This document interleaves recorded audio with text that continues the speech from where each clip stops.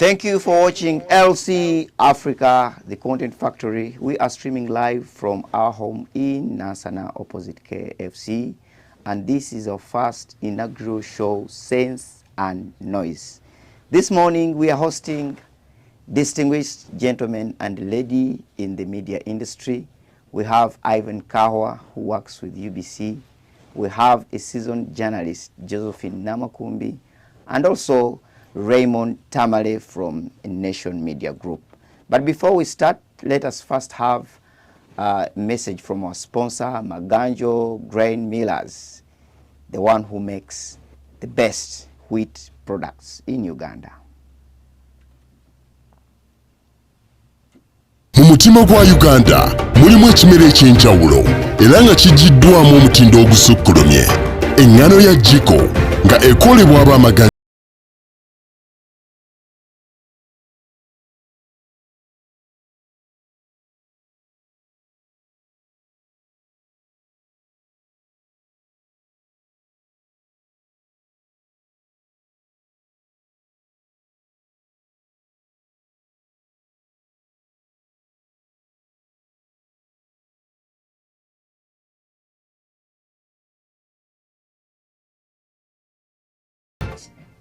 Welcome back to the Media Roundtable, dubbed the Sense and Noise. We're having a seasoned journalist, I've told you, and let's first have the introduction from each of them. You are welcome to Sense and Noise. Let me start from my extreme left, Raymond Tamale. Introduce yourself, sir. Good morning to everyone who is watching Sense and Noise. This is the first episode. My name is Raymond Tamale, and I work with Nation Media Group, which has Daily Monitor, NTV, Spark TV, Dembe FM, KFM, and I'm happy to be here to give my thoughts and views about different ideas and stories that made the week. Thank you so much. You're welcome. Let's have the beautiful lady seated between the two gentlemen. You're spicing it up so much. Good morning, the viewers of LC Africa. My name is Josephine Namakumbi Motoi. I am a multimedia journalist with over 8 years of experience in this field as a news anchor, reporter, producer. So yes, I am going to also be sharing my views and thoughts about the stories that have made this week. Next to Josephine Motoi is the gentleman who works with the national broadcaster. Are you still being watched by the country, UBC? Good morning. My name is Ivan Kahwa, and I am a journalist currently working with UBC. UBC has 11 radio stations and 4 TV stations. So probably the national broadcaster is one of that. When you don't have money to pay for the other digital platforms, you have to watch it, and it's the role of government to ensure that at least you have access to information. But I'm happy to be here. I do crime reporting, and that's my area of specialty and investigation. I'm happy to be a part of this pioneer show at LC Africa. Well, Sense and Noise has a background of discussing the main stories that have made headlines in the week, and we are starting off with the Okello trial in Gaba. Ivan says he's a journalist dedicated to report about crime. Have you reported about this case, and what do you have to make sense about it? I have reported about this case right from the very first day when the incident occurred. But as of now, the matter is in court, and as we speak today, the prime suspect, Okello Onyume, is expected to front his defense and provide witnesses regarding the case. I think today looks like the most interesting bit that every Ugandan has been waiting for, including some of us who have been covering it. But I won't go into the technicalities of the case, but there are just a few things that I personally have learned from this case, and probably many Ugandans out there have a lot to learn from this case. For example, when you look at the cross-examination that has been taking place, where the prosecution was cross-examining different witnesses that were brought by the state, there are some things even us we ignore on a daily. But when it comes to giving accountability, they are very important. for example, did you think the LC letter would be very important for a person who was not part of the crime? But during the cross-examination, you realize there is somebody where you went to get mobile money of a certain amount, but the agent didn't care at all. And then was like, I have a lot of messages, cancel deleting. So by the time they call you, no longer have evidence. So did you know that it is very important to keep your messages when you're conversing with somebody? You remember that gentleman who was a car hire dealer, who had a conversation with Onyum for all that time. So there are many things we as Ugandans can learn from this specific case. And then the other thing Ugandans need to learn that the law deals with facts. I understand there were quite a number of emotions that were taking place, but you found that even the land people who appeared for cross-examination would not answer specific questions. Person asks, do you have a signature to indicate that that document is authentic? Actually, that is where my point was, or my question was coming. At the start of the trial, Onyum looked to be having no evidence that is pinning him to have committed the crime. Till yesterday when the case tilted. Probably that would be according to him. Okay? That would be according to him. He thinks he's innocent and did not commit the crime. But at least from all the proceedings that have taken place and the 18 witnesses presented by the state, that's why there was he has a case to answer. Okay? The prima facie case was identified. So that means the state already has enough evidence where they think Okello Onyum should defend himself. So that's why it's very important now for him to come out and give us the story. Either now he has to remove himself from the crime scene because all the witnesses have placed Okello at the crime scene. What do you make of the superstitions that are surrounding this case? Too much rain whenever they are convening in Gaba. You know, the journalist was knocked down and people were saying this Okello man is having so many things attached to this case. I won't look at it in the superstition aspect. I would look at it in the tension that was created by the Uganda Law Society, challenging the High Court to sit in such a place. In your view, was ULS right to do so? Both of them are right, because the Constitution, in consultation with the principal judge, the Chief Justice can allow for the High Court to sit anywhere, okay? It is constitution.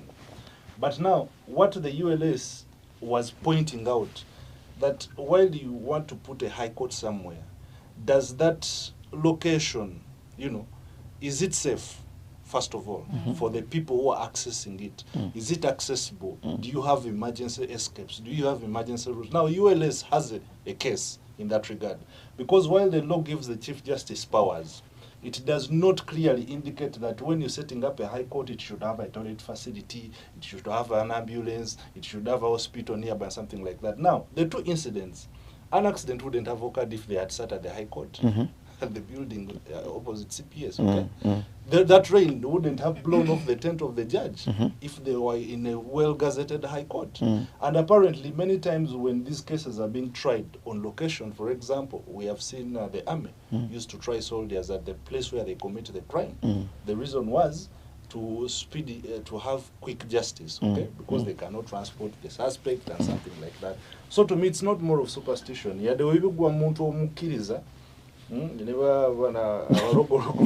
They can bring up a story, but to me that is a small component regarding the trial. But the realistic thing is, I think what I also learned is some of our laws are applicable depending on the circumstances of whose interest you are sending. But it was a good thing, at least Ugandans have known how courts operate. Well, thank you, Ivan. Have you followed up on the trial, Josephine?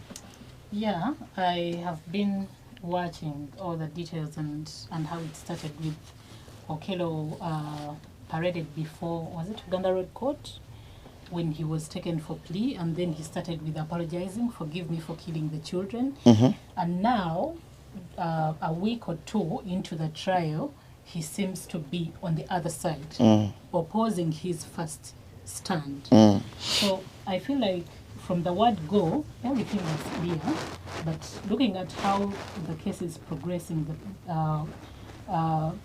seeing people leaving the courtroom in Gaba with a lot of sentiments, some people feeling like they've been called in to be mocked by the person whom they pin to be the murderer of their children. It is not even yet a month since they faced that tragedy. So to me it feels like maybe there's an invisible hand that is helping Okello to buy a bit of time, because from plea taking he was asking for forgiveness, meaning he was already convicted by himself. And now trial starts. We have seen a lot of people in prisons. Many people have been in prisons for years and years. An example is Jamilu Mukuru and others that have been there for so long. They have not been taken through the same kind of trial. Jamilu Mukuru spent a year without even coming to court. Every time he was supposed to appear in court, the judge could adjourn. So this shows you that... Not Jamil alone, even the political prisoners. Yes, even the political prisoners. So this indicates that maybe there is an invisible hand that is trying to help Onyum get away with it, or a bit delay justice for him. When we look at what has been transpiring in Gaba,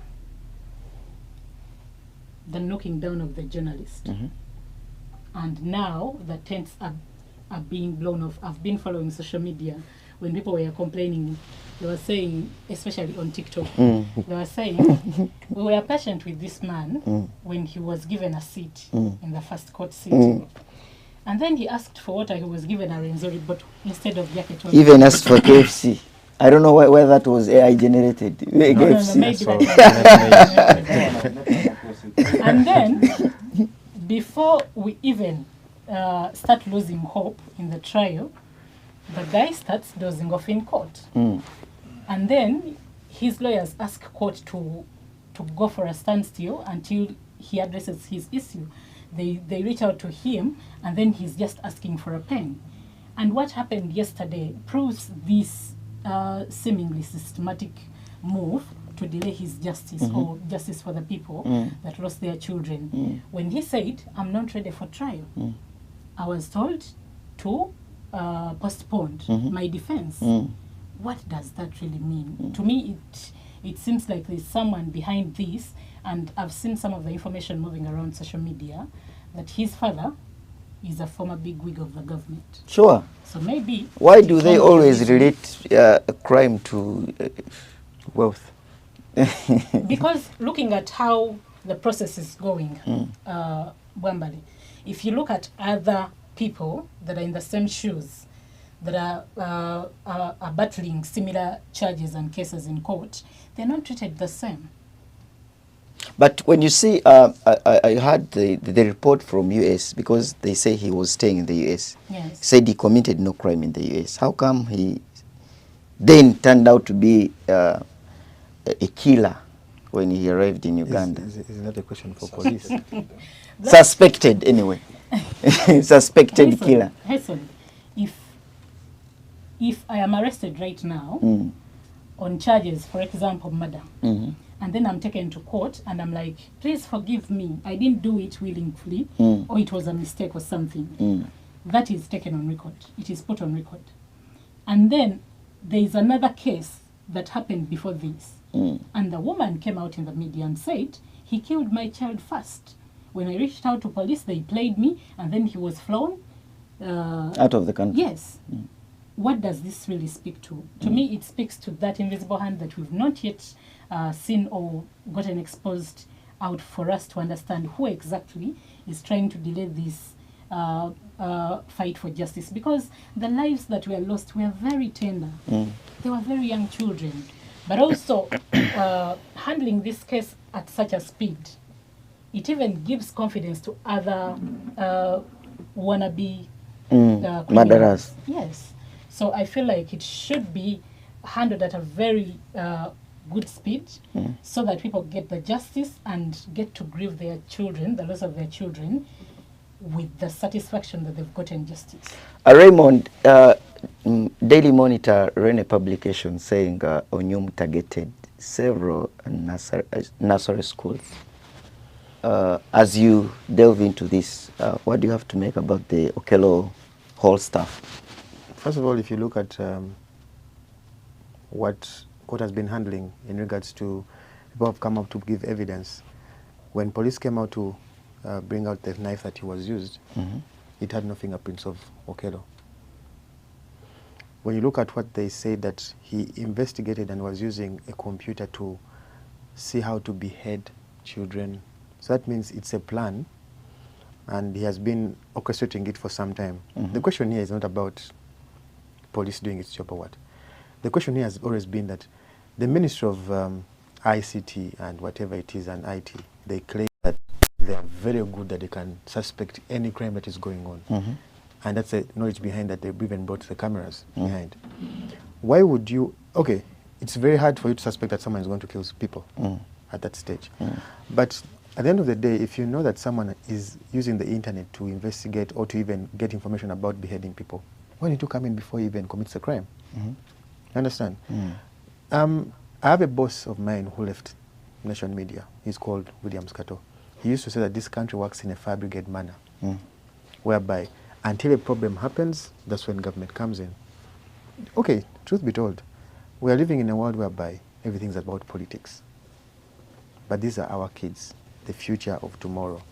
Imagine if one of us lost a kid on that fateful day, what will happen? And remember, the agenda when the principal judge, Abodo, said this court should sit in a space of 1 week and it's done. We are now going to a month. Remember? But at one point, if you remember some time back, even the video was running on TikTok, whereby Onyum said, my judge, I don't want to speak today. I told him, why don't you speak? Then he said it's a script. And if you remember that, it is a script. So it is a script really. Yeah. So that means it's technically a delay. So from Onyum's angle, it is a script. Yeah, it's a script. That you know that, because truth be told, let me tell you one thing, no one is paying attention to whatever is going on in the country. Okay, yes, you can pay attention to fuel, but everyone is looking at the case of Onyum. Because it's social, it's a social story whereby it touches everyone.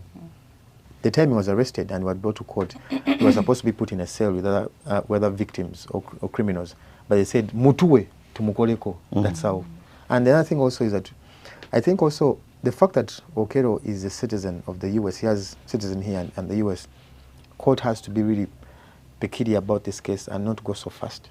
Because whatever you decide, remember this is a citizen of the US, whatever you decide can set a precedent for other cases. Remember that guy who was in Governor, who stabbed a fellow gentleman over a girl. He was from the UK.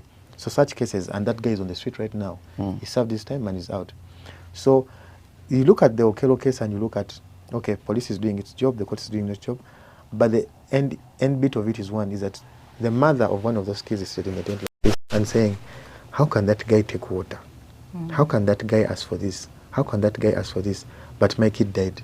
But how? Funny how that's how the court system works from the colonial times. So as Africans, someone said you want to try it today. Because you see, why am I saying that? It's because this gentleman who killed who shot a man at Lugogo. Yeah, Lugogo. Kanyamunyu. The courts of law failed that the guy was given a sentence, but it was not enough. He had to go to the locality where the guy comes from. He goes to the Matoput structure because, truth be told, like you said, yes, Kahawa talked about it, that all of us are believers in God, which you agree. But at one point, I don't know how you wake up in the morning and just kill a child. It's really, really disheartening. That's why I want to come. Is Onyum mentally okay? When they, and I quote, because I'm not a person of authority, the police said that when they did the report and they talked to him, he's mentally okay. The issue he has sickle cell. That's what they said. But he is mentally okay. But funny how the person who is mentally okay, when the court is speaking about his case, he's laughing. And that's why we're saying he's not mentally okay. Because you know that it's not for you to decide. Because me and you where we sit is our job is to report. Police said that he confessed. He said he killed the kids for ritual purposes. He wants to generate wealth out of that. Maybe he was advised like that.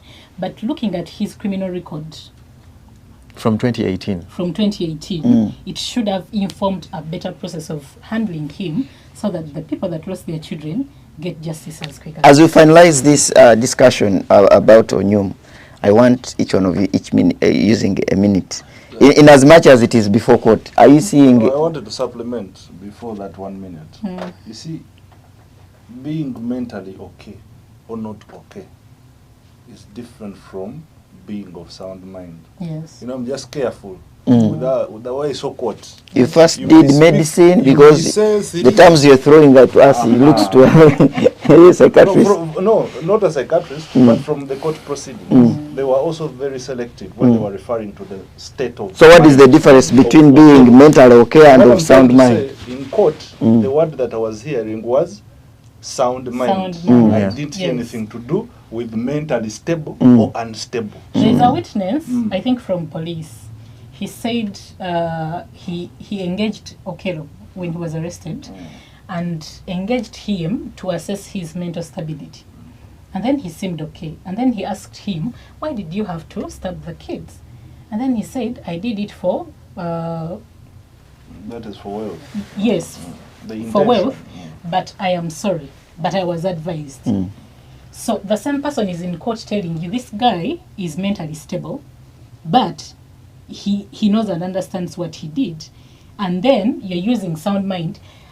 I might be of sound mind, but I have my stress. That does not take away the mental challenges that I might be facing that could even inform my actions in the long run. All right, thank you. I want each of you to use a minute. In as much as this is before court, are you seeing Onyum surviving? Starting with Raymond. Like they say, you do your job as a reporter, you give your script to the producer, and then you let the viewer to decide. But as of now, the issue is before court, so we let courts do its job. But in a fair and very in a state whereby you want to have everyone have fairness and have comfort, because justice, and because you're looking at the parents of the kids, you let the courts do its job. But at the end of the day, the parents of these kids are looking for justice. But what I can tell you is that life will never be the same. Okay. Yeah. Jose? I feel like with all the evidence that has already been presented before court, Okello has a very long journey to prove his innocence, a very long one. But if he emerges innocent, then it will be upon the security forces and court to track the killer who was behind it, but also trace the other case of the 2018 murder and maybe hold him accountable for that. But I feel like he has a very long journey to prove his innocence. Ivan? You see, the crime that was committed by prime suspect Okello, if he's found guilty under the laws of Uganda, that is a capital offense. He's supposed to be sentenced For to life. death. To death. That is the constitution, and it hasn't been amended. Kalaba. Kalaba. How the Kalaba, But whether they've going by excused it firing for a or while. hanging. Now, the excusing for a while. You remember the case of Susan Chigula, Uganda versus Susan Chigula. She allegedly killed her husband. Yes. She was sentenced to death, but they appealed. Now, they use that case to explain the circumstances under which a judge can break a pen to issue a death sentence. So constitutionally, it's still there. The constitution says it doesn't consider the circumstances for as long as you've killed. The sentence is death. Now, arising from that ruling by Supreme Court, the judge now has the discretion not to take every murder the same. You might have murdered in self-defense. It turns out to be manslaughter. Even for Okello, there are kids he allegedly did not kill, but he caused death for those kids. So you might find that he's maybe guilty of 2 counts of murder. Then the other counts, he caused the death of the children. So the legal terminology in that regard, it plays there. But I understand the pain that the parents are getting. But at the end of the day, justice would be there. However, in my own individual capacity, not as a journalist, somebody who is even a parent, okay? Because people think journalists don't have a right to speak because of the profession. Realistically, I am one of the person who would think justice must prevail, but in many cases, life sentence is better than hanging somebody to death. Yeah. Death is not a punishment. Yeah. Okay, thank you all that are watching us on LC Africa, the Content Factory. We are streaming live from our home base in Nansana opposite KFC. We are going into a short commercial break with Maganjo, and then we shall be right back. mu mutima gwa Uganda mulimu ekimera eky'enjawulo era nga kijiddwamu omutindo ogusukkulumye eŋŋano ya Jiko nga ekolebwa ab'Amaganjo Grain Millers. Kola ebyokulya eby'omulembe nga okozesa Jiko owomera.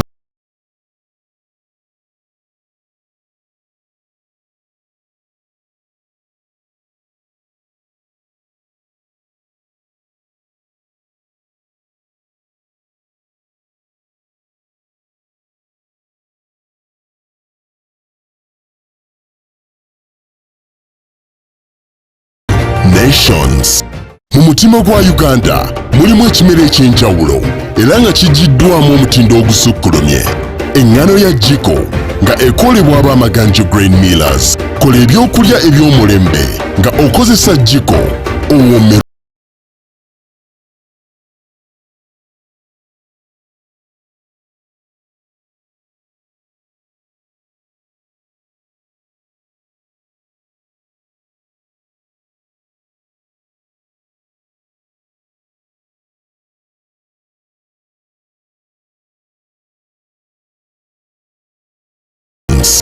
Mu mutima gwa Uganda mulimu.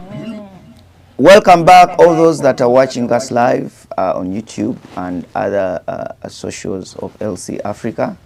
We are discussing main stories that have made headlines this week. And as we are looking into the trial of Okello Onyum, we had the untimely death of the woman MP for Kalangala, Helen Nachimuli. Some people, some voices are saying we must dig deep into her untimely death, and I want us to take some time and have a discussion about the death of Helen Nachimuli. We continue to condole with the family of Helen and the NUP fraternity as LC Africa. Comrades, what do you have to make of the death of Helen Nachimuli? I know you have covered her severally. I prefer if we start with the lady because the matter is... okay, you can pass the baton to the lady. Yeah. Tamale seems not to be comfortable at giving. She has covered her a lot at Kavule. Maybe he's trying to compose his set you up. message. But for me, she was such a good legislator, but also one of the leaders that have spearheaded the fight to empower women and girls, especially in the less privileged communities like Kalangala, the islands, but also everywhere she has been. There's a track record. I saw people that she's been playing with, people from her foundation, people that have been touched by her works. She has been such a great woman leader in the community and in the society. We grieve with the relatives, but going back to the question of the questioning and trying to dig deep into what could have caused her death, I talked to some of my colleagues that work at that hospital, and they told me it was just fate because they did what they were supposed to do. It was not the first time she was getting a surgery at that medical center, and the doctor who worked on her was her doctor. They've been Questions were arising. They were asking that as a member of parliament who has an insurance cover, why would the legislator go to Alexandria and leave all these other international hospitals? But you see, Harrison, if any Ugandan, any random Ugandan is asking such a question, I pity them. Why? Because we have seen how government hospitals are suffering. They are suffering with equipment, with medicine, with even experienced personnel to handle such works. And that is why the private sector has really gotten a lot of money in that sector of health and hospitality. We have seen several privately owned hospitals popping up and doing better and better. Even most of the government officials, a few of them, go to the government facilities. That speaks volumes of the situation in those hospitals. So I wouldn't blame her or question why she went to Alexandria, because we have seen several government officials running to such hospitals. There is a hospital along Entebbe Road, Doctors Hospital Seguku. Ministers go there. MPs run there. Why do they go there and not go to Mulago? Yet it is a privately owned hospital. So that speaks volumes to the situation in government hospitals. And I think it is high time government did their best to improve the sector. Because imagine if an MP who even had cash on herself could die from such a hospital, not a government hospital. What about a local Ugandan who does not have funds to take themselves to such a hospital? So I think it is high time the Ministry of Health and government become intentional at elevating our hospitals so that we get the best care that we would wish to get. Raymond, the hospital, particularly Alexandria, is getting a backlash from the social media NUP activists, that there must be hand behind the death of their legislator. What do you have to make about that? I said the hospital issued a statement in regards to what happened to the statement. I saw it was communicating nothing to you. To you. Because you don't have an... Okay, you make sense out of... You don't have now make sense out of the statement they made. Like the way you can wake up in the morning. But let us not look at Alexandria Hospital as the worst ever. Yeah. But you have a problem in Uganda. I don't know if you notice. There's what they call self-medication. I don't know if you've noticed, there's something that happens right now. On every new arcade, the first shop to open is a pharmacy. Yes. Right now, the health system in Uganda is lacking, and it's giving opportunity to people like me, Namakumbi and Kahawa to open up hospitals, because we are working in government hospitals. So the free time I have, the 2 days, Friday and Saturday, I give it to my private hospital, and I can work on individuals like Namakumbi who come, and they know my expertise that I can deliver. And you also channel them to your hospital. So basically, the legislator dying, only God knows what happened. You didn't blame the hospital for faulting, because basically, these are experts, and they did their job very well. The people who are commenting on social media and what did they study? Did they study medicine? Did they have facts? Were they in that theater when they are conducting the surgery? No, they are not there. So the best thing to do is that, okay, yes, truth be told, yes, the hospital has failed to give a credible statement that really is going to be so sounding that is convincing to someone. But they cannot give you every detail, because remember, even as you die, you still have a life to live. You have a family. They have to conceal all that information for the later date. But the funny bit about it is that Successful. No, is that even as a legislator, the body is going to be viewed for the first time. The Electoral Commission is coming out and saying that, as you know, we have swearing in on 12th, sometime in May, and you have to fill this position. That is natural. How unfair. That is natural. Even when Jacob Olanya died, but how unfair, that very night he died, the people started looking. But how unfair can life be really? Because you see, Bambale, yes, it's okay. Okay, let us bring it back home here. Yes, it's true that we lost a fellow journalist in the newsroom, Muhumuza, an Advent. But I got so disheartened when I saw the advert in the newspaper and applying for his job. Yes. That's how unfair life is. But in all this is that the legislator went to the hospital because she felt comfortable that the people who were in that hospital could handle her case. She could have flown out to Nairobi, by the way. And she had been but it's there possible that this person who has been working on her surgeries. has been the personal doctor and monitoring her. And she actually drove herself to the hospital. So we are sure Actually, that Bamba, the issue right now we should look at is one, and that's why I said we should start with Namakumbi, is that there's an issue that is going on with women, women who are empowered, who have money. Fibroids are brought about the fact that you take long to give birth. Yeah, that's true. You look at the age of 30 years, you're 20. I even saw a story about a young girl who said that she cut her tubes because she doesn't feel like giving birth. So the issue is not about the legislator going to that hospital. The issue is about how can the Ministry of Health really talk to women out there? Sensitize. And funny how is that when a girl gets pregnant at 12, it's a crime. When a woman fails to get pregnant at 35, it's a crime. So people need to be really rehabilitated. There is a doctor who started that conversation of fibroids and got a backlash from the so-called But it's feminists. real. It is real. I have a friend of mine who has gone through 3 operations of fibroids, and she has a baby right now. She has a boy. But it's real, by the way. It's real. Yeah. And it's terrible to women. It's terrible. We are lucky that we're even alive, because maybe some of us will be through abortion or something like that. That's the truth. I think, Hayson, fibroids is a challenge that we are facing as a country.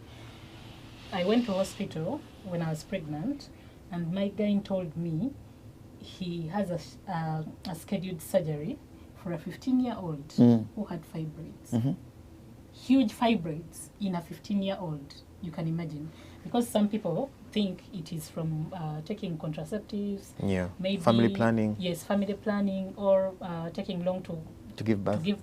But now a 15-year-old has fibroids. The whole womb is full. How do you explain that? So I think it is high time we pay attention to what is causing all this, and maybe address it as a country, because it is a huge problem. Many people are battling them, and they are battling them silently. You saw this actress of Kenya, Lupita Nyong'o. She said she has 70-something fibroids in her womb, and she has started a campaign to sensitize people and also spearhead the cause to let people understand how bad fibroids are and how to go against them. So I think it is high time as a country we get to understand this problem and see how we can maneuver it from the children to the adults. But also, you cannot dictate when someone should have a child, because it's personal conviction. True. You might tell someone to have a child and then they feel like they should have them at 40 years or 50 years. So maybe it is high time government and the Ministry of Health put... Now the spirit of feminism is starting to come to you now. No, it is not feminism. It is health. It is just health. Yeah. I feel like I feel like before Kahawa comes in, I feel like the same attention that is given to HIV should be given to diseases like fibroids, cancer, because let me tell you one thing: the death of Nachimoli is one of many that is going to happen. But remember, for her, she has died of fibroids. Someone is going to die of. Remember, the former minister, Sam Kutesa, went to Germany for a cancer operation. He could afford. Sam Kutesa, he could afford. But about and he built a church after. Thank you. After what about other Ugandans that cannot afford? Instead of a hospital. So, Ivan, you saw how the death of. What if it wasn't fibroids that caused her death? Have you had a different story? No, do you have a different story? Or you may be having a. No, what he's trying to. I'm not trying to intimidate you, sir. Maybe we should investigate more about her death. Somebody might be involved in an accident and we say yafudde kabenje. Yet in actual sense, he had his other own issues. Pressure yamukubi actually not kabenje. Okay? Now, the last time I interacted with Honorable Nachimuli, we were in Kalangala. You remember the cyclone that swept the homesteads and houses? Or even with Yono Katumbo Amara. That was the last time I interacted with her. But at character, she has... When you look at the third term of parliament that came to pay tribute to Honorable Nachimuli, despite the fact she's in opposition of the National Unity Platform, it's one of the things that she had been accepted by the entire political space.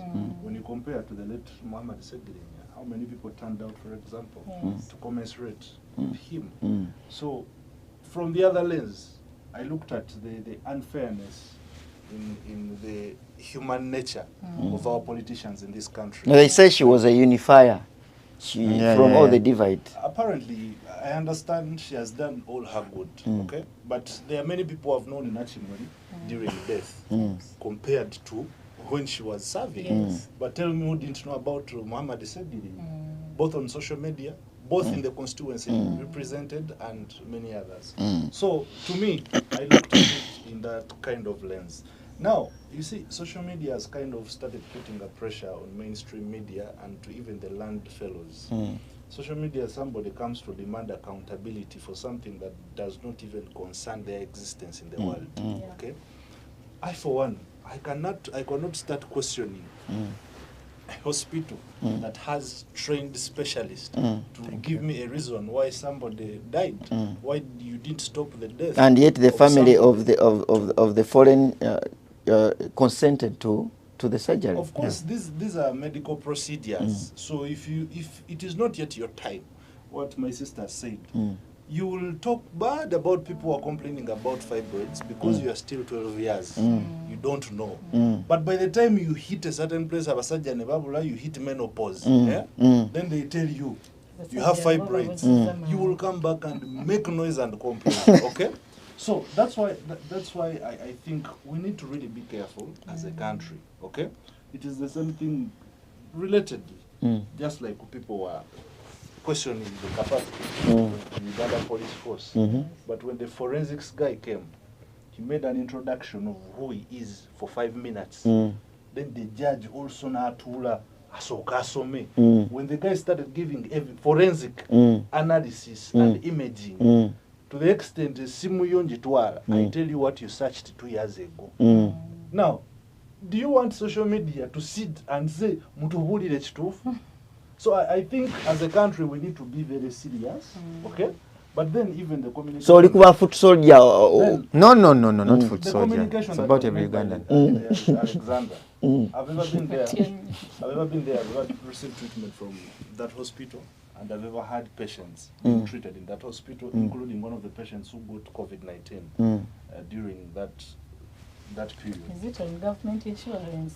No. That was not government insurance. It's private. There is always a reason why people go there. Now, look at Honorable Nachimwene. These MPs are paid very well. They have the insurance and everything and blah, blah. They have the connections. They have the capacity to do anything, to travel anywhere they want. So, she made an individual choice. Okay? She used to go there, but not on camera. It is you are just getting to learn that actually even the personal doctor was there. You're learning it today. Yeah, after the death. So people are blaming her for not seeking medication elsewhere. But when you look at the definition of the struggle that has been moving, they have been highlighting the issues that why don't we trust our own medical facilities? And it does not mean that you only have to trust government medical facilities, but including private medical facilities. Are you aware that Mulago Hospital also refers people to some private hospitals in this country? Sure. Yes. So, until a Ugandan gets to know, that day you will go to the Uganda Cancer Institute, and then they tell you, man, scan eno badde nsaba gendo gikolere wagundi kubera cheaper. You will appreciate the reality of hospitals. And remember, you also don't dictate where to be treated from. You can be taken to Mulago, then you wake up ngoli mu IHK. Oba nozukuka ngoli kwa Aga Khan, oba ngoli Nairobi.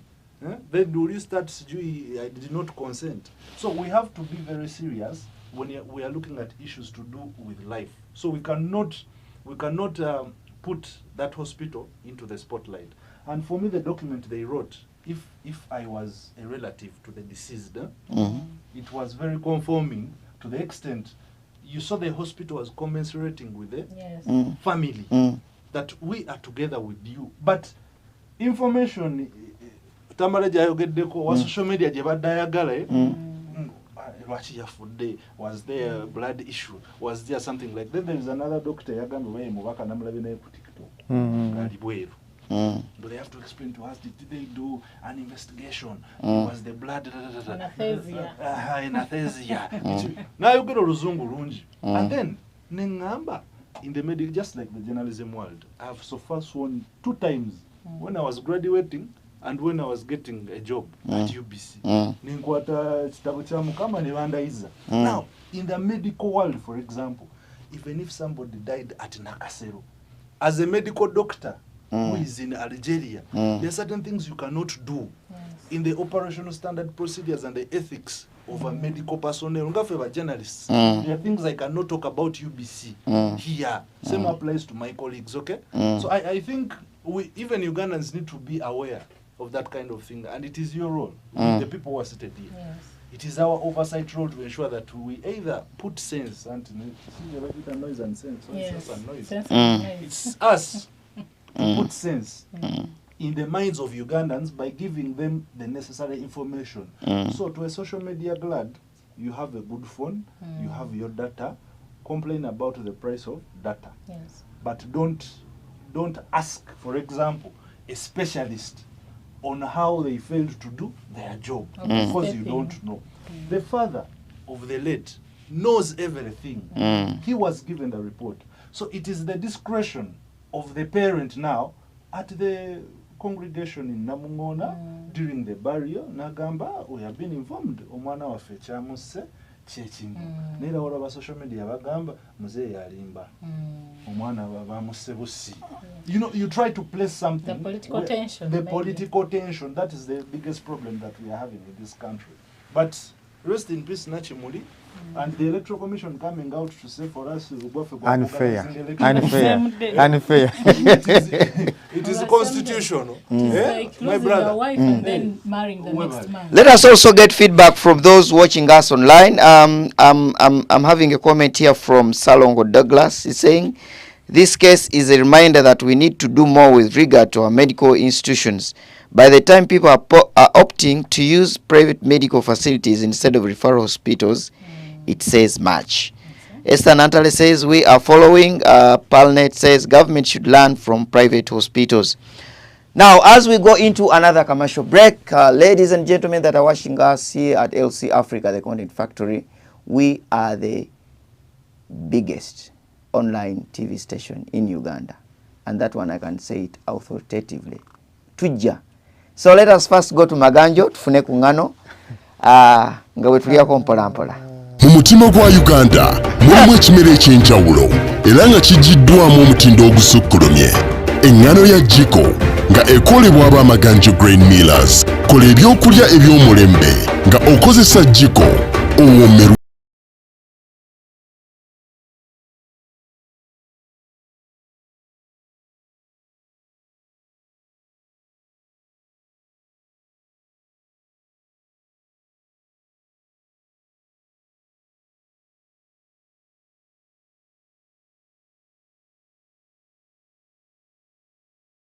Nations. Mu mutima gwa Uganda mulimu ekimera ekyenjawulo era nga kijiddwamu omutindo ogusukkulumye. Engano ya Jiko nga ekolebwa ab'Amaganjo Grain Millers. Kola ebyokulya eby'omulembe nga okozesa Jiko owomerwe.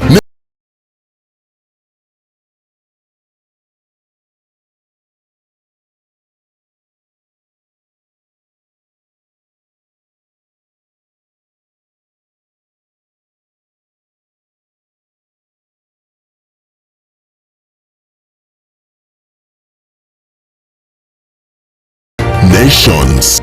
Mu mutima gwa Uganda mulimu ekimera ekyenjawulo era nga kijiddwamu omutindo ogusukkulumye. Engano ya Jiko nga ekolebwa ab'Amaganjo Grain Millers. Kola ebyokulya eby'omulembe.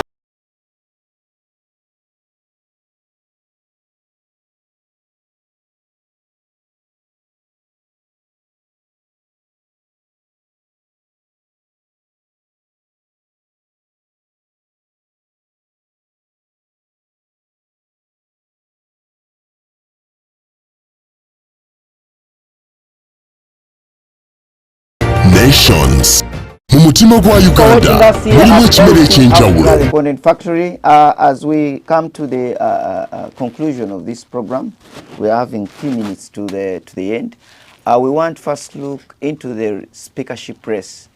We are having two front-running candidates in Norbert Mao, the DP president, and the incumbent, Right Honorable Anita Annette Among. We are going to first dig deep into the Chankwanzi, where the two of the running speakers were, and they had a bitter exchange of words. Until that, Bacha Wanyisiganya Bigambo. Sebo Raymond from the political command center of Serena. Chichicholaba mo speakership present. What I can say is that I didn't know that people would go so far for just positions. Why am I saying that? Is that I didn't know that people can speak that much just to get a second term. Why am I? Because you see, I've seen Norbert Mao speaking and he says, you know, I don't think it's good for us to use money in this election if you're going to stand for speaker. And by the way, I don't know why even looking at only 2 people. There's a third person called Namuganza. Yes. And she has airwaves everywhere. She's getting people to speak to about her saying that actually I even saw a comment somewhere, and she was saying that me, the speaker, is not my leader. My leader is the President Museveni. Even in Parliament, when the speaker is in charge. But remember, it is Anita that censored Namuganza. Even when the speaker is in charge of Parliament, I don't attend because I believe she's not my speaker. And she's basing on the fact that she believes the speaker is not supposed to be, and I quote her, not corrupt, not sanctioned. Actually, the latest clash was yesterday evening when they had the MK dinner in Protea. Yeah, but also I don't know why you guys are looking at only 3 people. Okay, 2 people, Mao and Nan. I don't know. We should pay attention to Tayewa. Yeah, no one speaking about Tayewa. Tayewa declared. Yeah, Tim Kalyejira actually posted that. He declared he's going to be the deputy as declared by the president. Yeah, No, but that so is true. seems to be lying. What he's saying is, Tim Kalyejira tweeted this 2 days ago. He said, all your focus is on Among and Mao. and Mao. What if the next speaker is TT. TT? Yeah, because also another thing also and So Arnold, Raymond must be coming from the same school of thought like good thing like we have Tim people Kalyejira. who are not sanctioned, who are not banned from Parliament, NBS, former NBS and NBC.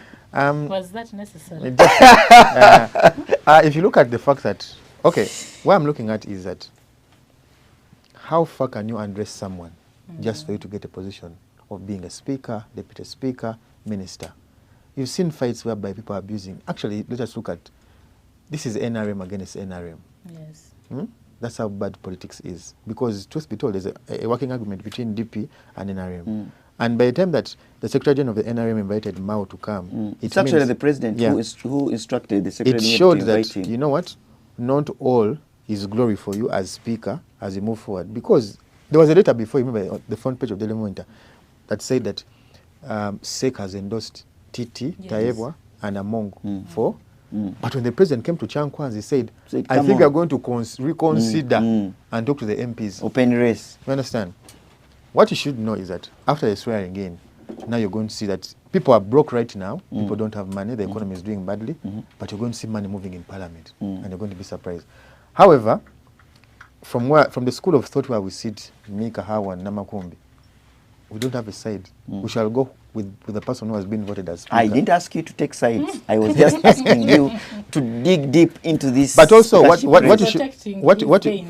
you should know is that in a fair and okay, the constitution of the NRM says that when someone goes for speaker, they're supposed to be considered for 2 terms. Now the issue is about the current speaker, is that in that turmoil as a speaker, in a tenure as a speaker of Parliament, you might say that she has got a lot of enemies than friends. I don't know if the speaker really genuinely has genuine friends, not support, genuine friends, because the support she has, genuine friends that sit down with you and tell you, you know what, whatever Mao is speaking about, keep calm, keep quiet. Because the constitution of NRM says you have 2 terms. There's no way for you to come out and say, you know, my brother Mao. Yeah, maybe she's unadvisable. Don't. Because even when Kadaga was standing and Olana said, I'm supposed to come as speaker. And Kadaga said, I'm going to come. But Kadaga very well knew that she was not going to go through and Olana was going to come. So Among should just know that at the end of the day, she's going to be the speaker. What will change if maybe the person with a big heart who is Museveni? What do you make of her comments of saying for her she's retiring from active politics in 2031 and she has no any ambitions for president? Right now I'm in my early 30s. I didn't know that Tumukunde will come again as an MP for Ugunjiri. So the comments of Among, like Major General, the one of ANT, Mugisha Muntu. He said the best answer we have in this life is time. Okay, thank you. Jose? To me, this race is giving a lot of entertainment to the chairperson of the NRM because he seems to be playing both parties. And because when SEC released that document that we've reconciled, this Anita Among for Speaker and Thomas Taiwa for Deputy Speaker. And then they went to Chankwanzi, and the chairperson said, maybe we are reconsidering. I feel like he's enjoying the entertainment from both because he's the one feeding both parties. But for the current speaker to restrict the new entrant in the party or in the liege or on the dining table, to restrict them from reaching the bedroom, which she has also just entered, leaves a lot of questions. Because she also just joined the NRM recently. So maybe I think if all factors were constant, if there was no influence of money or anything, the best candidate should have won that place. But you know how politics in Uganda is played. We might have another candidate from the opposition who could even be outstanding and good as those that are already in the race. But you see how politics is played. It is influenced with money and buyouts and everything. So to me, it's just comedy to entertain the Supreme Leader. That's what I feel. Ivan Kawa. That to you? The Supreme Leader, the Because Bwambale would say otherwise. Ivan Kawa comes, is the immediate neighbor to the parliamentary building. The only consistent politician I've known ever since I was born in this country is Norbert Mao. How consistent has he? Him saying that he's choosing a side already. Yes, change the colors over and over again. You see, first of all, How consistent has he been when they say he's green out? Wagambe No, Let that's the man sense submit. and noise. Let the man Kati submit. zendiku noise, you are sense, right? Okay, please. How many political parties has Norbert Mao been in? One. So when I say consistency, there you agree with me. But he's in a marriage, Kawa. No problem. That is okay. But it's democratic party. If you are single and then you're cohabiting, you leave the single. I'm coming there. This guy, save for only politics, he has been instrumental in some of the operations of the NRM before even coming into the marriage you're talking about. He has been cohabiting with the NRM. Since inception. Since inception. Okay. So even knows NRM more than some of these entrants. The new ones who crossed from other political He called them adopted children. Fantastic. Now, when you look at these people, actually, the people who are calling him a stranger, in the lenses of the Supreme Leader, that's why he's accommodating. They are wrong. And I want you to be very keen. When the president was mentioning about Norbert Mao, you recall what he said. Mao, that is a different logic. Njagala Museveni bumutegeere bulungi, not just as him. The way he's pretended over the clash between Honorable Kadaga and Anita Among is tactfully different on how he has done it between Among and Norbert Mao. Why? You are having a resilient, slow pacemaker Norbert Mao, who is intellectually straight and standard and sharp. It is not easy to crack down such an individual who is also accommodative. You can abuse Mao, he tells you a statement, then he moves away. And that's why one of the stories I like about him is that if you know you want to commit crime, but remain in the right way, that you have a right to contest, but you don't have to drive on the right and then you raise a placard, we are tired of the government. You maintain left. You are doing the right thing as you raise your placard. The law will not attach you. But the problem is you're driving on the right side at the same time government in the corner. It is an error. Now, when you look at the NRM party, during that SEC issue of Kadaga and Among, it went out of hand. You see the NRM before, they would just come to tell Ugandans that this one and this one, they are your leaders. And we would clap. Like SEC had resolved. But today, SEC would sit. Abana ne bafobotoka naga ne Dason, what is the LC Africa? In the Sikanya na bya Museveni bya tugambi, I am coming. What does that show you? That the NRM party, structurally, it might be strong. But in terms of operation, because there are certain things they don't agree with, but for selfish interests, that we should also put it, into consideration.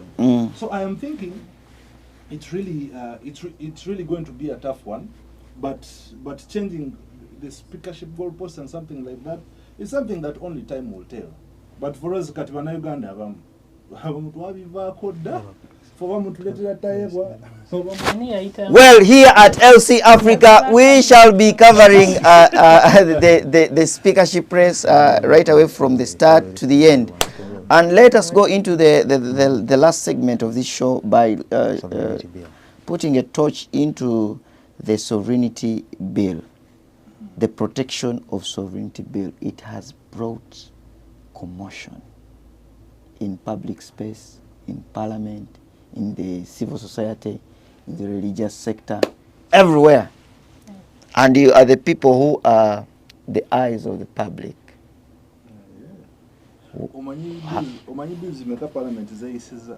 Have you read the bill? I've read the entire document. It is 30 minutes, 30 pages, sorry. Now start from there. You see, the only problem I have in this country, We give emphasis to only one.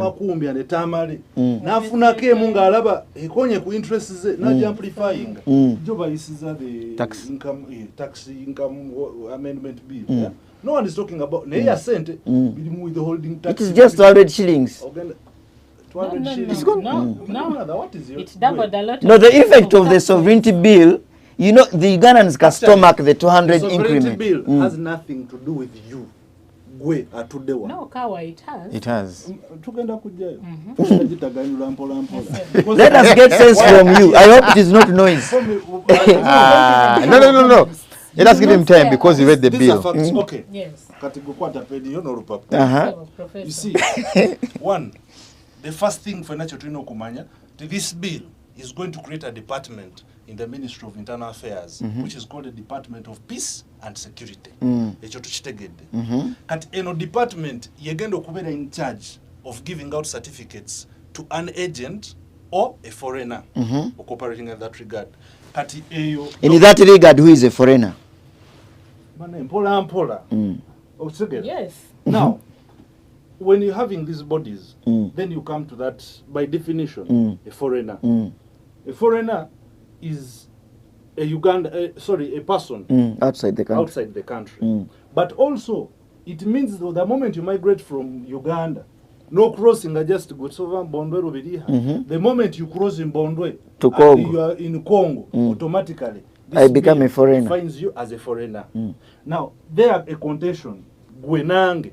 This is something we have to argue out, that it does not serve the interests of the sovereignty of the Ugandans themselves. Okay, so it is not 100% okay. There are things we can debate, but the intention of the bill legislating how external forces operate within the dynamics and the political space, the economic environment of Uganda, you need that law, but with strict amendments so that it can fit the interests of Ugandans. The only challenge I identified in that law, for example, that if you are found guilty, for example, 20 years. 20 years is over. $20,000 US. Namakumbi here has sent me money. She's a Ugandan. She has sent Ivan Kawa money, and she didn't declare, but that money is above 1,000 currency points. That is 400 million, and you did not declare. It is a crime. But do you know the punishments? Other than the 20 years, the punishment for an institution, for example, LC Africa, you did not. Ogenda kusasula billion nya, or both. Kati, imagine 20 years and imagine billion. you are penalizing me for sending 420 million, just an extra of 20 million, and the punishment you are gonna sasula billion nya. How unrealistic! An individual or sasula billion maker Bill. Kati. Even yesterday when I was seeing the committee seated, these people were praising. Parliament. What did Segona say? No, he was not interrogating the whole bill. realities. For the first time, Attorney General is one of the people I look up to as my role models. But for the first time, Attorney General, is this another Now kind you're of... going to be so lethal if he's your role model. No, he is, because these are the people we look up to. He tried defending something, Attorney General, he reads, you know the person go Batugira Megu, bamusome naddamu n'akisoma n'agamba I think, and you know in the legal world you don't think. You get a person yagamba I think we are not thinking. Tell us realities. So those I think are the lacunas that are in that law that need to be addressed, and that should be done like immediately. Then the other last component is that Boberane government entrusts foreign operators to do some operations on government's behalf. Okay? Now, any institution, Katuga Ministry of ICT, the one that takes you, if, for example, you're having Starlink, Starlink really is kuja the ministry and they work out modalities and Starlink starts operating. But today now, Starlink cannot operate with to do the work of Ministry of ICT to give internet if cabinet has not approved that. So now chitegeza ne ministries enyini in this law baba banyiga osegera even in Uganda baba bakunyiga in one or the other osegera then the congregation namakumbi. But you said the law doesn't have anything to do with me as a local Ugandan. You see, now you're agreeing with me that my nose was actually was actually sense. No, for me, for me, I am putting it out there as it is. Yes. Okay, as it is. But truth be told, whoever is driving a narrative, biru egenda kulemesa gwengo muntu which I think we are just missing a point. We have to go that whole bill in Sanga, it's only one clause. NUP is saying it is after them. That is NUP. That is NUP. Bwani agambe NRM tebafuna sente kuva bweyo. NUP yoka.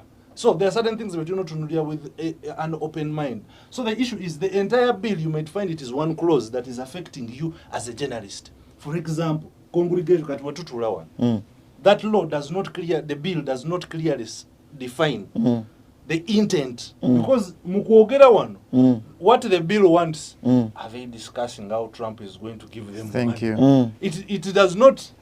It does not say don't congregate. Yeah. The thing is, until at the point when they find out that you are serving foreign interests, it is censoring. Katigwe journalist, Racho Onyiga, for as long as we are seated here, Sidi Mugambo Mani East Africa. Now Chali Wange in Botswana. Ayagala tuwa yo buombi bona. If we are discussing that, no one will come for you. Even here, no one is going to come for you because they never kuogera kubintu byo kuservinga foreign interests. So the bill might be good, bad in one way, but it is also good if we popularize it very well and we put in the clauses and sections that actually serve the interests of the entire nation. Over to Namakumbi. Well, before Namakumbi comes in, I want to first get something from Raymond. You have read that bill, and Monitor read the headline.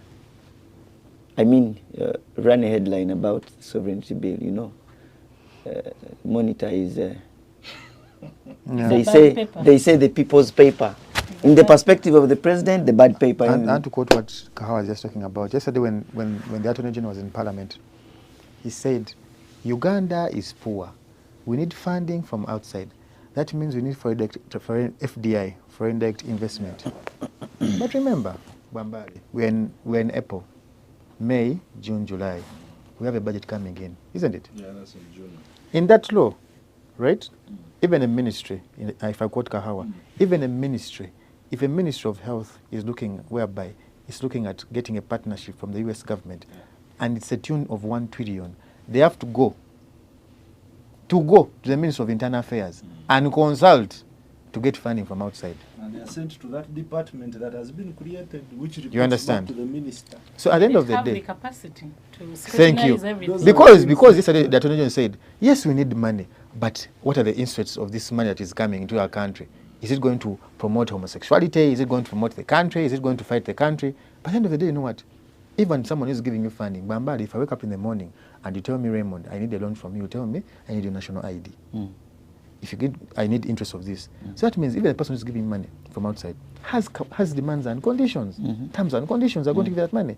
So if you say that someone should not supersede 400 million, that means in a year. That is very small money. In a year. Because by the all of us, like Bambari said, most of us are looking at the financial bit of it because at the end of the day, they say, kola sente we yagali. So money is the biggest factor right now. Even if you wake up in the morning and you have a kid who is sick, all you need is money. That means even if you wake up in the morning and you have to take your kid outside for an operation in Kenya or Nairobi, somewhere, somehow, you have to consult that department. Yes. If that kid is coming from outside and coming back to Uganda, he's considered a foreigner when they go outside. But remember, the ministers who are in Uganda go outside to get medical attention. Treatment. And Let me then read. they'll Let, be excused. let me read a comment here from Nkambo Ben. Is directing it to Ivan. I said, Ivan, let's be honest. This bill is politically motivated. They want to make way for the drunkard.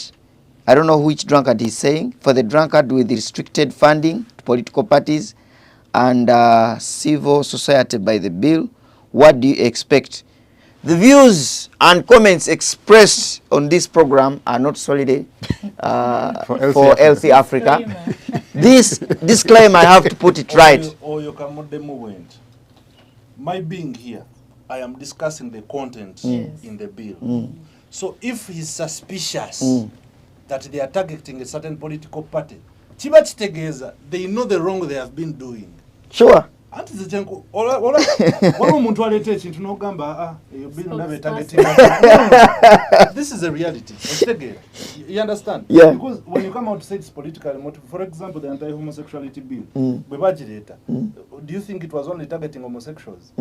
It was not only targeting homosexuals, but it was also targeting you. Aina Kayumba ko walingo allowing people to come. Well, from our viewers, let us have Josephine come in and weigh in. Then we shall have a last segment getting comments from the public, and then we conclude the show. Hayson, we have been battling the challenge of press censorship in this country for a very long time. And as the press, we've been advocating for our freedom to practice our profession, but also to reduce on the gagging and the interference of the state in what we do as the media and professionals. But looking at this sovereignty bill, it comes after us, definitely. We are not spared as journalists, because if I share my content of the works that I've been doing, or engage fellow journalists out of this country, maybe they send you a token of appreciation or money or information, that is all going to criminalize your actions as a journalist. Yep. I am looking at that as my first input or point from this bill. It is coming for the press. It seems like, because this is what I read from the public, it seems like this bill is trying to gag the country financially, but also with the freedom of speech and sharing information. Imagine an example of journalists that have left this country, Remy Bahati. She's always reporting about things that happen around leaders in Uganda or even outside Uganda. Such information is going to criminalize her action. Yeah. She's also going to be brought back and prosecuted here. So my first point to pick out of that bill, it is coming for the press. We are not spared. The other one, it is coming for the political parties. Like some people are saying, it feels like the opposition has been pressed so hard, constrained not to get money, but they continue running and challenging the government that has been in power for over 40 years. But now they've realized maybe they're getting some funding from outside the country, which could be true, because I've seen people fundraising on live broadcasts, especially the NUP, PFF, and other political parties. They've been fundraising when engaging in their party activities.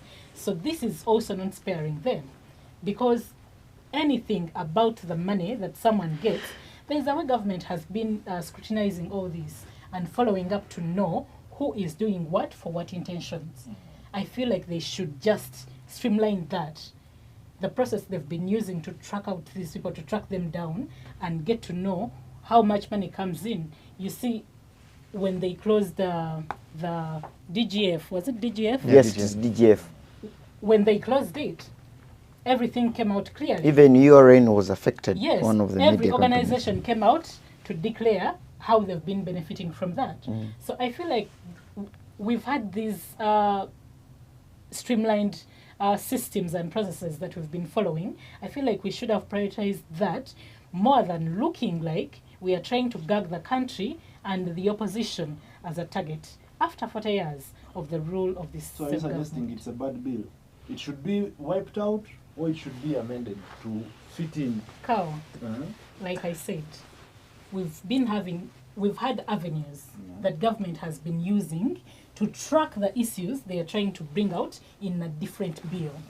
I feel like they can just streamline those avenues and not look like they're witch hunting Ugandans, journalists, and the opposition. Now there are things that Sebo nkwe hosting. But, I want to supplement on her issue. It is very important. You see, cutting as a journalist, for example, we have quite a number of laws that govern us.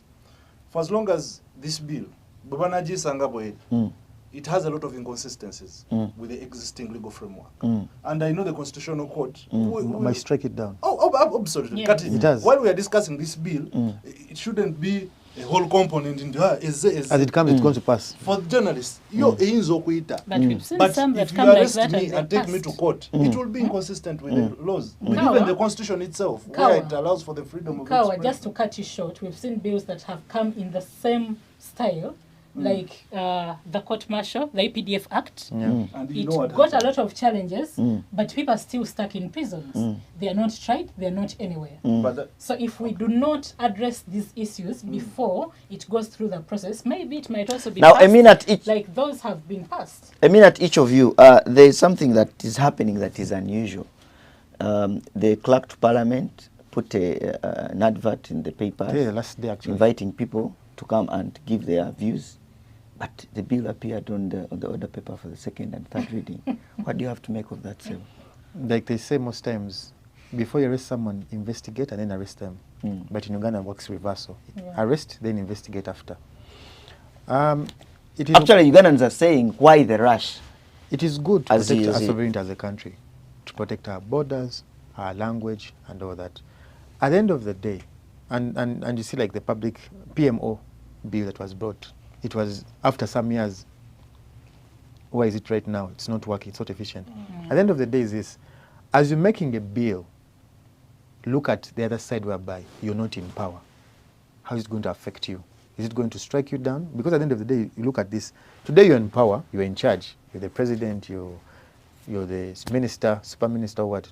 But everyone thought Mbabas would An not leave. example of Kaihura. Yeah, everyone thought that Mbabas would not leave government, or even Kaihura. But they're on the outside right now.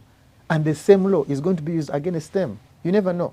Because let me tell you one thing. Actually, Mbabazi, the Poma, The U.S. government, grabbed him the in US government, 2015. the U.S. government has for very many years, and the Russian government for very many years sponsored the UPDF. How are they going to do it? But do we have such a bill in other countries? I don't know, but you see also, Uganda is a very good country. In the US, they have, And they I have speak something from what related Kawa to is that. speaking about. It's not as Uganda is a very restrictive good as this. country. This has The law in Uganda is applicable to that one whom they feel like it should be applicable to. Yes or no? So I'm asking myself also, I'm working for Nation Media Group. We have roots in Kenya, Rwanda, and everywhere.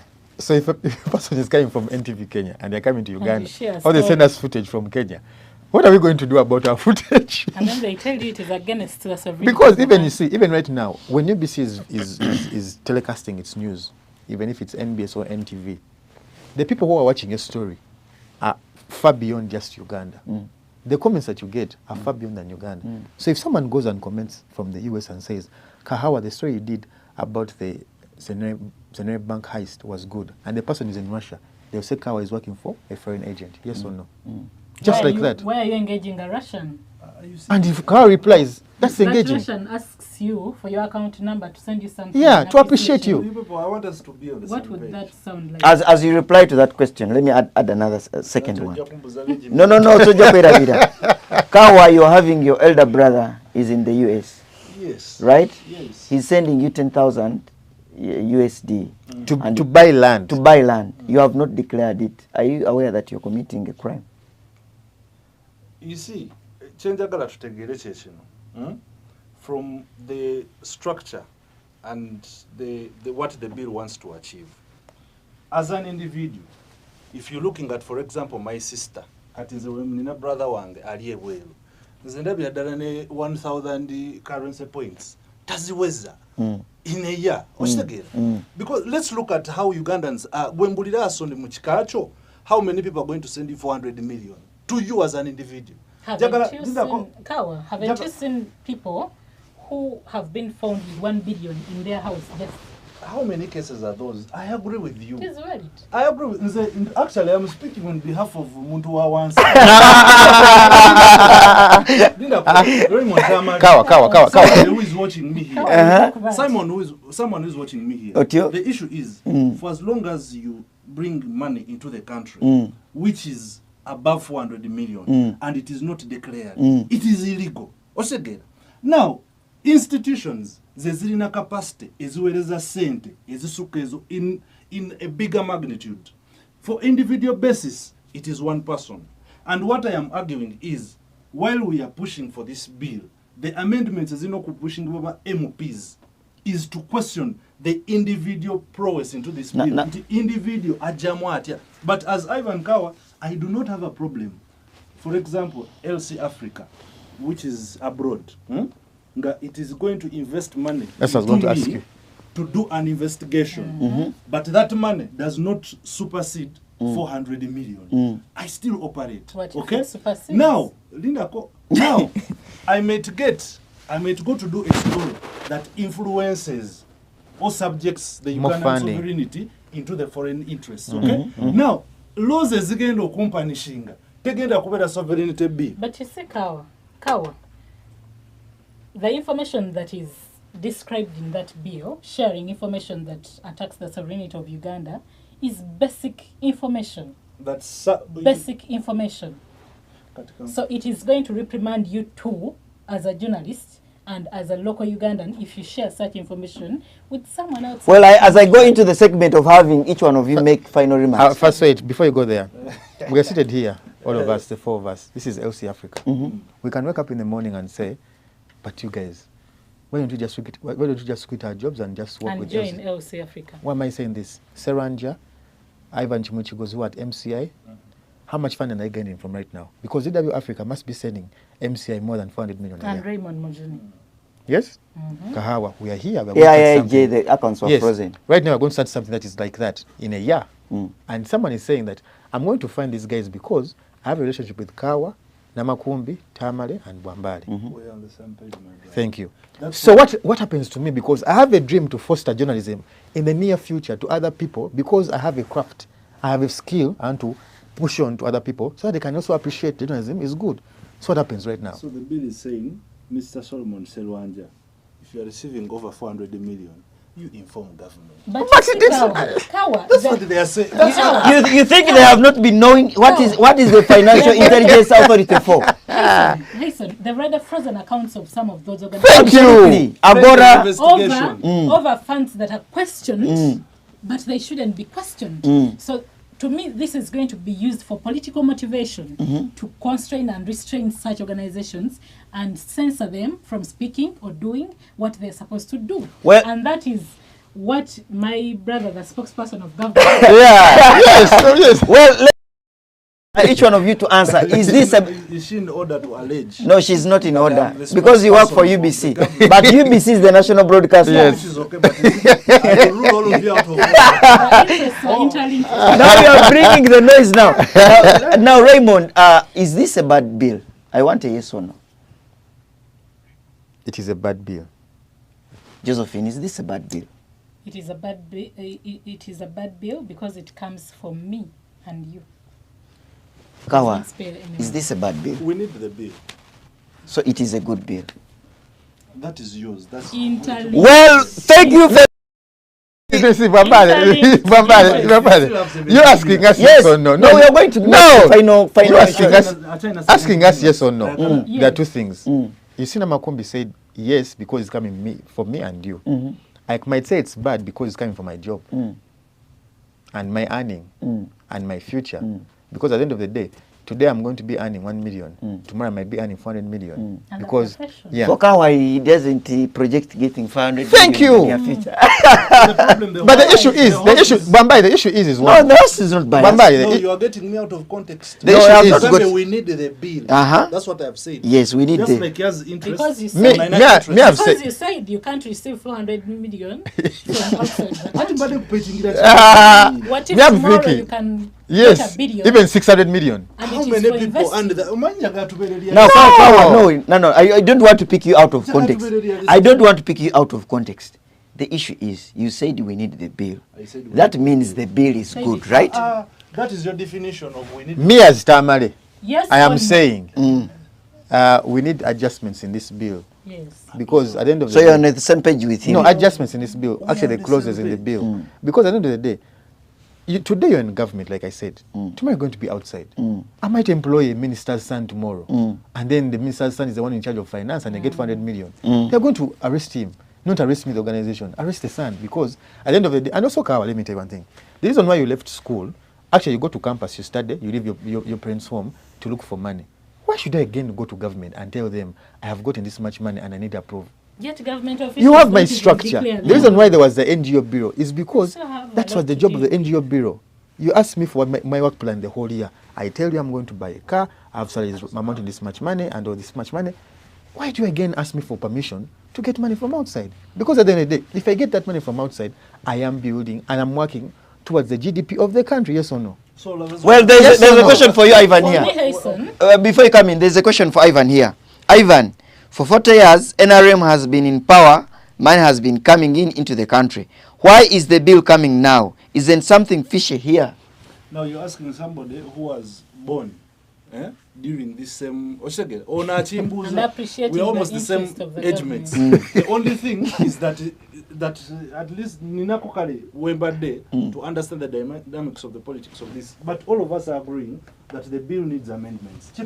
no, for me it is not amendments. Well, Well, let us first go into the commercial break. We shall start from there. We have other avenues that we can use and We- we've been using to scrutinize everything that comes into this country. Okay. This bill should be repealed. Okay, we shall start from there. Let us go into the commercial break. We shall be right back and we go into the last episode. mu mutima gwa uganda mulimu ekimera ekyenjawulo era nga kigiddwamu omutindo ogusukkulumye eŋŋano ya jiko nga ekolebwa aba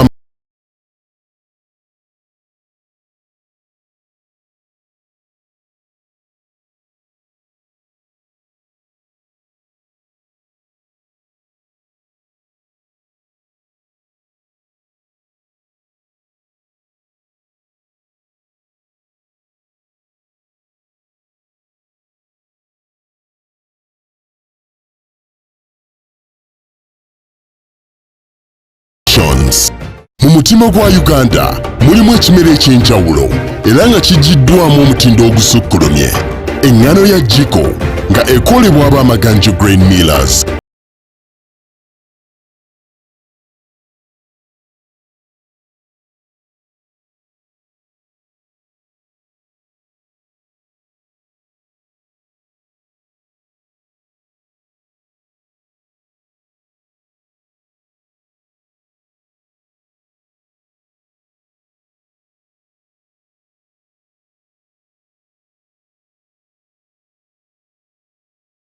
mu mutima gwa uganda Welcome back mulimu from ekimera the short break.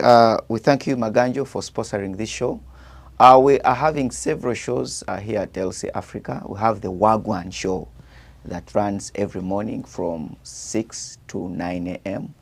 We also have the Business Focus that runs every evening, 7 to 8. All those that would like to sponsor and sponsor these programs, you are highly welcome. We are found here at Chibloka, opposite KFC.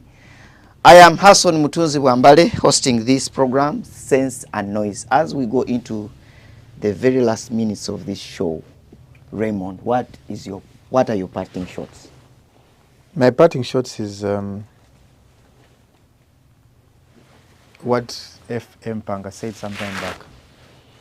Until each of us can feel the pain from the backbone that whatever is going on is somehow not rightful, then you can never understand someone's pain. Why am I saying that? This bill is working for me, but it's affecting someone else. You rushing to pass the bill, or an MP dying in hospital, or even the sovereignty of the country being protected, at the end of the day, look at, like you said, omuntu wa wansi.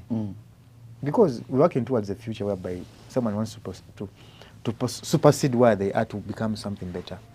If I have to go to government to seek approval for money, if I have to go to a private hospital to get self-medication or to get better health, as a country, what are we doing so that our individuals or the citizens, me and you, can appreciate that our country is even good before you bring a bill to protect its sovereignty? Well, thank you. Josephine? I think this country has bigger issues to deal with. A government that has been battling corruption for the last 40 years is now redirecting its focus to scrutinizing and checking every cent that comes into the country, whether to support NGO work or support journalists or support political parties. I feel like we need a lot that we have a lot that we need to work on. The corruption. Imagine we are battling corruption without such a system. What do you envision from such a system if it starts to work? Does it have the capacity to do that? I go back to my point. We have avenues that we've been using as a country to protect the sovereignty, to follow and track down every cent that comes into this country. I think we need to focus or redirect our energies to that rather than seemingly look to be targeting Ugandans, the professionals, the journalists, the political actors, but also people that are trying to create a change in their societies. People are trying to change their societies, but also bring about development. So if they have to go through that process, when the filters, when the sievers have not yet been cleaned, it will cause us more trouble. Ivan Kawa reports. In a house, even at home, you have a head of the family. That head of the family makes amendments as and when they please. The lower people, the kids, the wife and so forth, can advise and say, you know, this order is not really good, it will affect us, make amendments. Then the father of the house will say, I think you're right. So I'm thinking, whatever bills and laws that the government comes up with, it is our responsibility as citizens to have a contribution towards it, because power belongs to us, the people. So that's why amendments are very important. The issues of how quick, the speed, the timing, the what, these are debatable by us who are in the professional world. We are the ones who see this. But my grandmother, who's right now digging in the village, doesn't have anything to do with the timing of the bill or something like that. Just like how we passed the anti-homosexuality bill, how many homosexuals have we arrested? How many have we covered in court that they are paraded? But homosexuality, we know where these activities are taking place. So to me, I think any law that the government brings is good for us. We only need to be a part of the process of having a law that is inclusive and accommodative and to serve everyone's interests. But conclusively, when developments are happening in Kampala, for example, abasubuzi bali mukala. I don't have a shop downtown. N'abasubuzi bakala. Harm came and constructed on the channel. Do you know how many people have lost their things? But then, URA realized some people are evading taxes. When development came, they were losing a cent. Now, you realize how legislation and leading vis-a-vis development and suffering. When such things come, Namakumbi will suffer. Raymond Tamale will say, Enze walimpitaho kuba luli bafinancinga wano bali bagala tuyingiza butujju. Then Ivan will come and say, Mani, tutelezemu wano. This is the conversation we should have. But the moment we start to tujikiriza. That's why I say that amendments are very good in this whole bill. Your submission that when government brings a bill, it is good, it is for us. Please put a disclaimer that is your sole. Because it is a bill, whatever muguru. It is our MPs abatula ne drafting. My submission stands. Process. Don't you think? First reading, don't you second think, reading, Ivan, that the platforms, the avenues we've been using to do the same work can still be strengthened and mainstreamed. Kati, how do you tell? Kati, well, thank you. I have got your conclusive remarks on that in that regard. Naye nga tetunaba kuvaawo njagala buli muntu atuyisizemu akantu kasuku akaita akantu mutuweyo akantu ka LC Africa. You ask people to watch us, follow us, and starting with Raymond tuyisizemu baba tuweyo akantu. I will still say whatever bill that is being brought, try to think about you who is bringing it, the person you're bringing it for, and now its effect will be when you leave government. LC Africa is found here in Nansana, and they're quite doing well. They have a very nice uniform, by the way. Yeah. Very nice brand, LC Africa. They have very nice lights. But as I say, a dream of 1,000 miles starts with one step. Yeah. I believe us starting today, there are more projects that are going to come for LC Africa. And they say the sky is the limit, but I would say the money will be the limit for LC Africa. Okay, thank you. Yeah. Jose. Thank you so much, LC Africa, for the opportunity you've given us to really share our ideas and opinions about what is transpiring in our country. Remember, we are all responsible for what is going on. If we just keep quiet about everything will go astray, and we will only blame ourselves for not doing what we are supposed to do to cause the change that we want in everything, be it our lives, be it in the bills, the taxes, everything.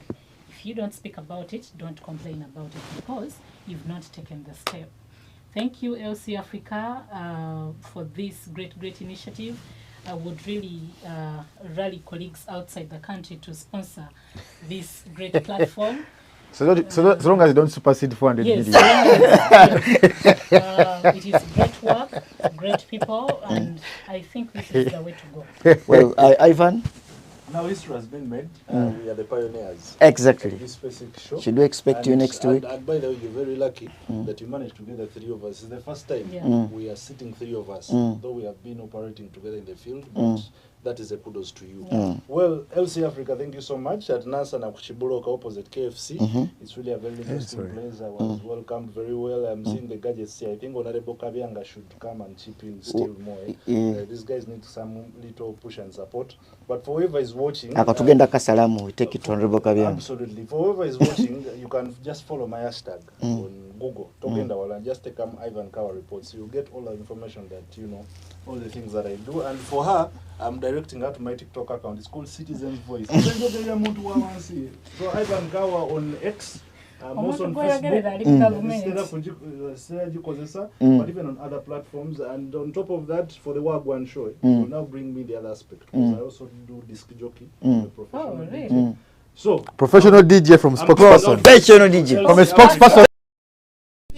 Thank you, sir. Now, all the views that have been expressed on this program are solely views of the individuals that have appeared on camera. And they are not views of LC Africa. Until next time, on Friday next week, I remain Hassan Mutunzi Wambale, the fumigator.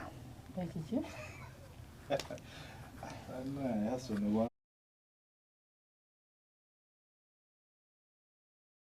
Jiko nga ekolebwa ab'amaganja